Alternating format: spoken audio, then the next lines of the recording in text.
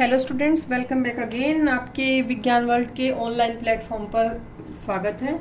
तो स्टूडेंट्स, आज हम करेंगे पशुपालन। हमारा खाद्य संसाधनों में सुधार चैप्टर हम कर रहे हैं। तो पशुपालन क्या होता है? पशुपालन होता है स्टूडेंट्स पशुधन का प्रबंधन। क्या होता है पशुपालन?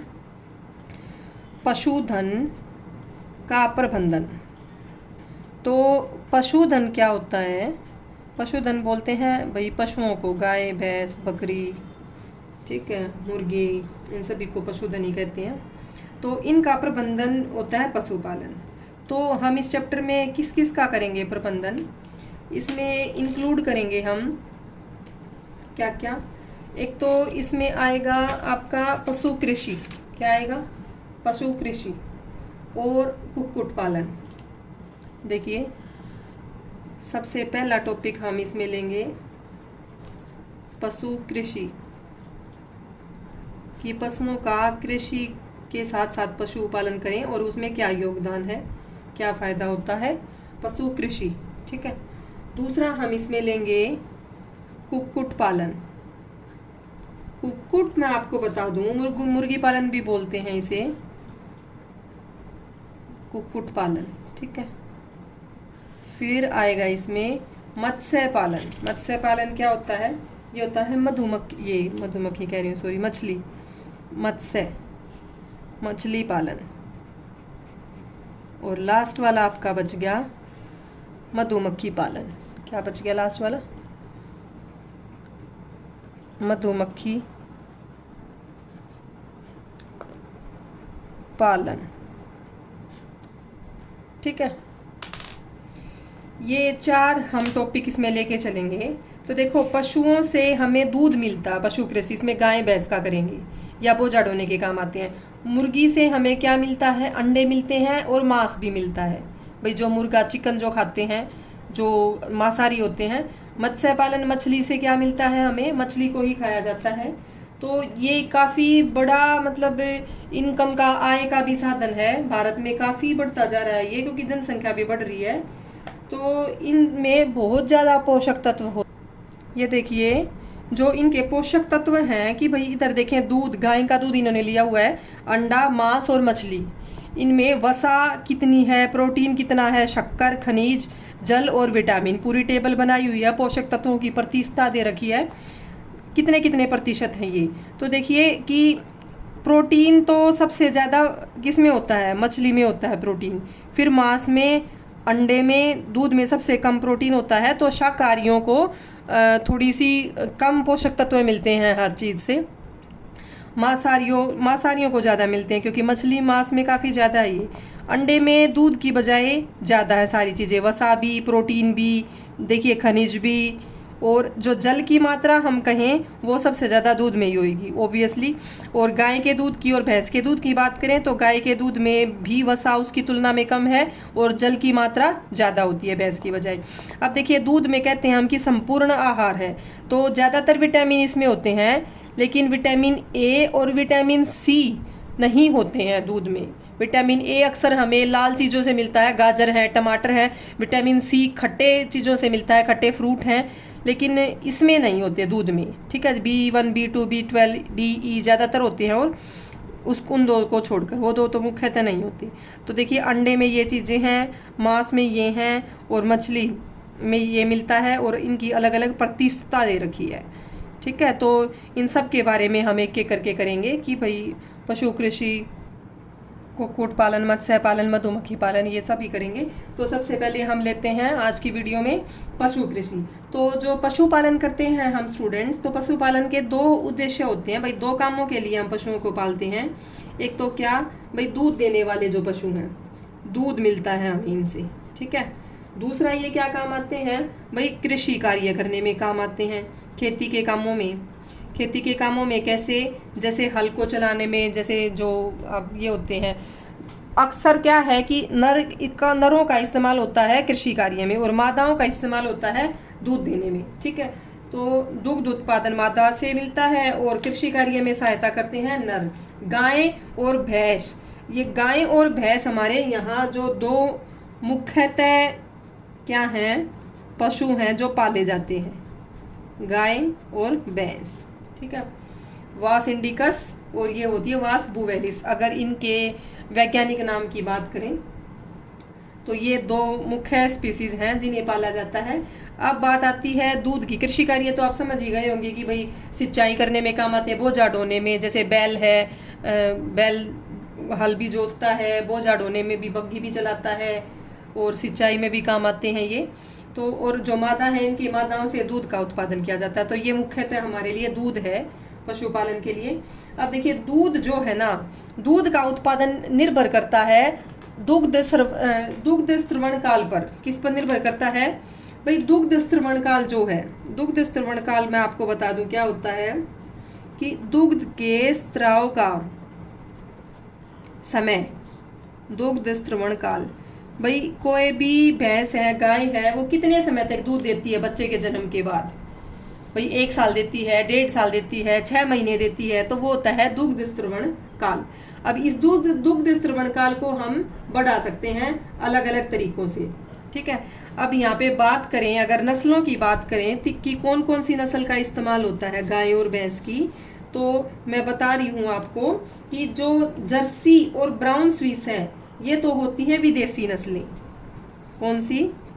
जर्सी और ब्राउन स्विस, ब्राउन स्विस, ये तो विदेशी नस्लें हैं। और हमारे यहाँ की जो देसी नस्लें हैं वो कौन कौन सी हैं? रेड सिंधी और साहिवाल, रेड सिंधी और साहिवाल, ये हमारे यहाँ की। कई बार 1 नंबर में प्रश्न आ जाता है, भाई ये कौन सी नस्लें बताई मैंने? ये बताई रेड सिंधी और साहिवाल देसी नस्लें, भारतीय जो नस्लें हैं, और ये दोनों बताई विदेशी नस्लें, ये विदेशी है, ये वाली जर्सी और ब्राउन स्विस, ठीक है। तो देसी नस्लें और विदेशी नस्लें कौन कौन सी हैं? ये देखिए स्टूडेंट, ये मैं पिक्चर जो आपको दिखा रही हूँ, ये जर्सी जो गाय है आपकी, गाय की नस्ल है जर्सी, ठीक है। ये देखिए ये गाय की नस्ल है, कौन सी नस्ल है ये? जर्सी।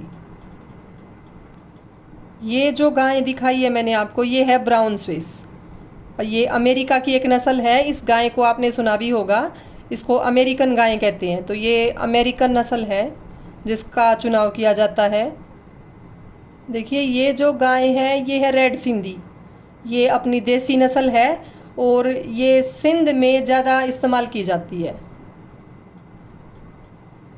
कहाँ पे? सिंध, मतलब सिंध में इसका ओरिजिन रहा है। जैसे जो पाकिस्तान का जो सिंध प्रांत है, वहाँ से इंडिया में, बांग्लादेश में, पाकिस्तान में सबसे ज़्यादा इसी का इस्तेमाल होता है।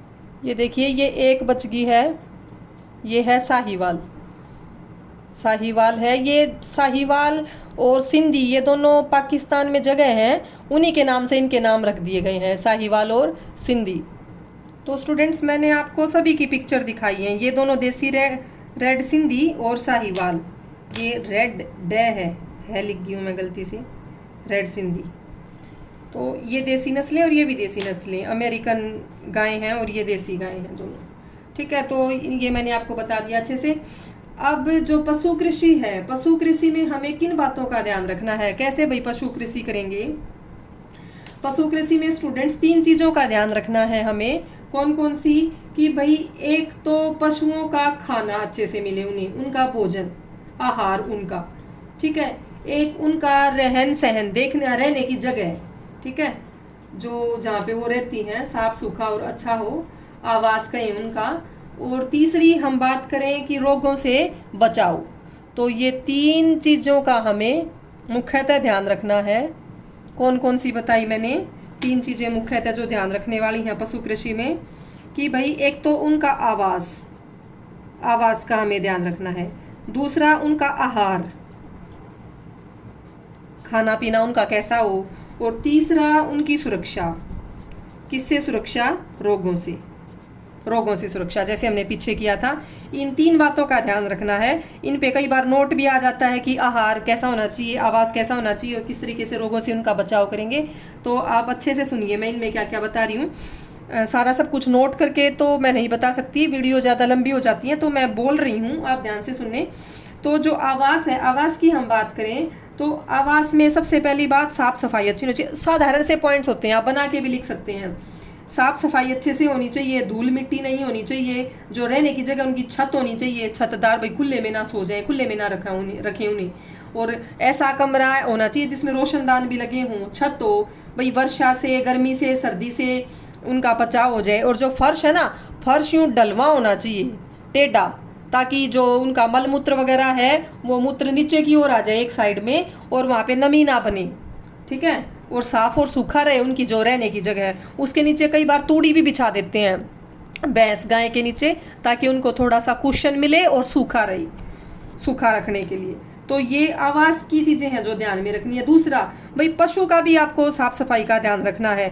जैसे उसको प्रतिदिन नहलाना होता है, धूल हटानी होती है, उसके शरीर पे जो बाल हैं उनकी सफाई करनी होती है।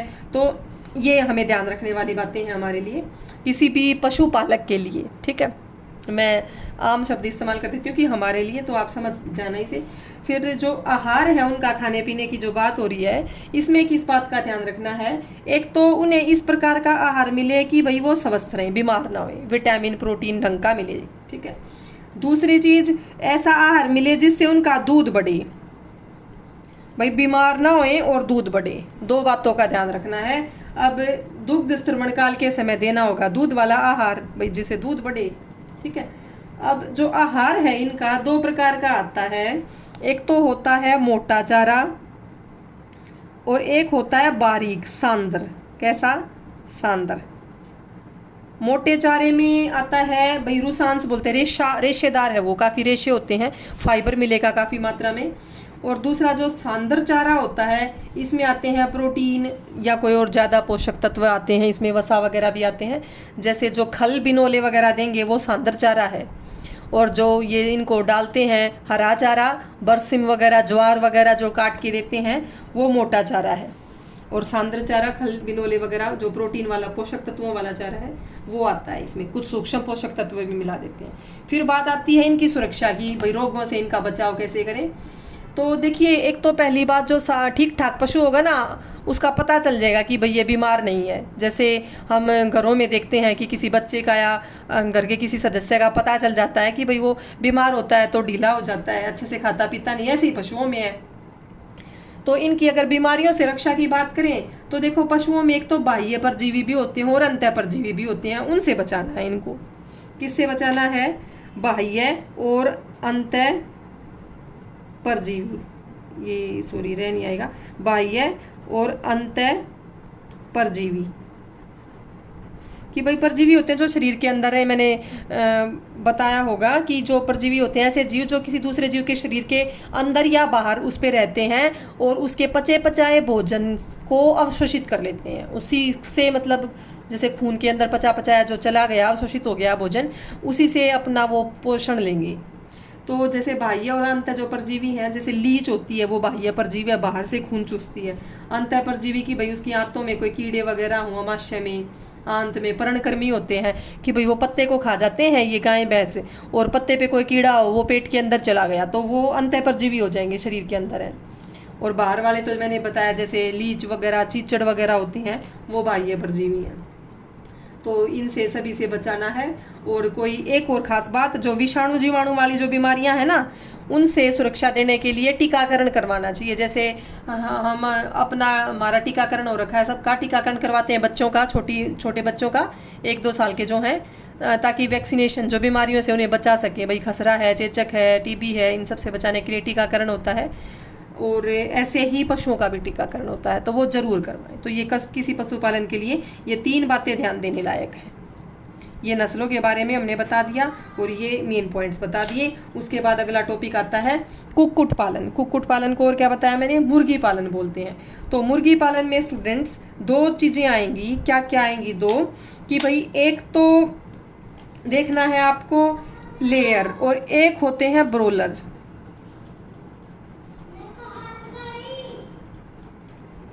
एक तो लेयर वाले मुर्गे होते हैं और एक होते हैं ब्रोलर। कौन से होते हैं? ब्रोलर, ठीक है। लेयर होते हैं कौन से? जो अंडे देंगे। क्या देंगे? जिनसे अंडा मिलता है। और ब्रोलर होते हैं जिनसे मांस मिलता है। जो चिकन खाने के रूप में इस्तेमाल होता है, और अंडा जिनसे मिलता है वो मुर्गे लेयर हैं, और जिनसे मांस मिलता है वो ब्रोलर हैं।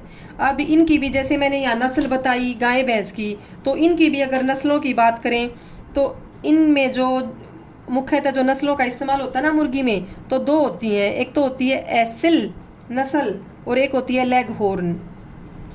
जैसे यहाँ मैंने गाय भैंस में बताई कि देसी नस्ल हैं और विदेशी हैं, तो कई बार क्या करते हैं देसी और विदेशी नस्ल को मिला देते हैं, संकरण कर देते हैं, तो ऐसी संतति मिलेगी। संतति होती है अगली पीढ़ी, ऐसे गाय भैंस बनेंगी अगली पीढ़ी की जिनमें सारे अच्छे गुण आ जाएंगे। ठीक है। अब जैसे मैं आपको बता दूं कि जो देसी नस्लें हैं ना हमारी रेड सिंधी और साहिवाल, इनमें क्या होता है इनकी रोग प्रतिरोधक क्षमता काफ़ी अच्छी होती है, भाई बीमार नहीं होती। और जो विदेशी नस्लें हैं ना ये दूध बहुत ज़्यादा देती हैं। तो ये दोनों में अलग अलग खास बात है। तो दोनों का अगर संकरण करा दें, मिला के एक ऐसी नस्ल बना दी, नई जो बनेगी नस्ल, उसमें दोनों गुण आ जाएंगे, अच्छी गुण, ऐच्छिक सस्य विज्ञान गुण इसी को कहते हैं। पीछे भी आया था कि दोनों में हमारे जो ऐच्छिक गुण हैं वो आ जाएंगे, तो ऐसा कर सकते हैं। तो एसिल और लेग हॉर्न जो हैं ये किसकी हैं नस्लें, ये मुर्गे की नस्लें हैं, कुक्कुट की, और ये दोनों की दोनों ही जो है नस्लें हैं वो मैं अभी आपको उनके चित्र दिखाती हूँ। देखिए स्टूडेंट्स, ये जो दिखाए हुए हैं मुर्गे कुक्कुट ये सारे एसिल नस्ल के हैं। कौन सी नस्ल के हैं? एसिल। ये नस्ल देसी नस्ल है, भारतीय है, अपने यहाँ इंडिया की है, और जैसे साउथ में तमिलनाडु कर्नाटका में वहाँ काफ़ी है इनका प्रचलन, पाकिस्तान में अपने मतलब हर जगह ही है। तो ये देसी नस्ल है। ठीक है। कौन सी है, कौन सी बताई मैंने? ये एसिल नाम है इसका, आपने देख लिए होंगे कौन से हैं ये।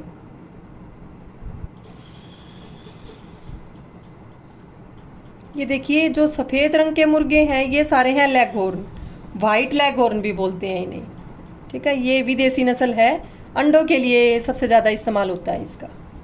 तो स्टूडेंट्स ये जो मैंने बताई है एसिल और लेगहॉर्न, इनका क्या कराते हैं, देसी और विदेशी नस्ल होगी, इनका कराते हैं संकरण, दोनों का संकरण कराते हैं ताकि अच्छी नस्ल मिले, और ताकि हमारे जो वो ऐच्छिक गुण हैं वो मिल जाएं कुक्कुट पालन के लिए। और ऐच्छिक गुण हमारे कौन कौन से हैं कि भाई एक तो जो चूजे बने वो उन चूजों की संख्या ज़्यादा हो, ठीक है, और गुणवत्ता ज़्यादा हो, अच्छी क्वालिटी के बने और ज़्यादा बनी चूजे।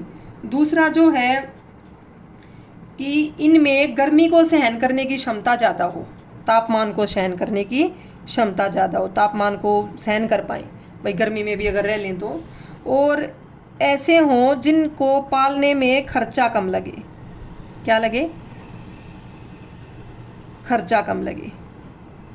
ठीक है भाई, पैसे कम लगेंगे तो अच्छा ही होगा।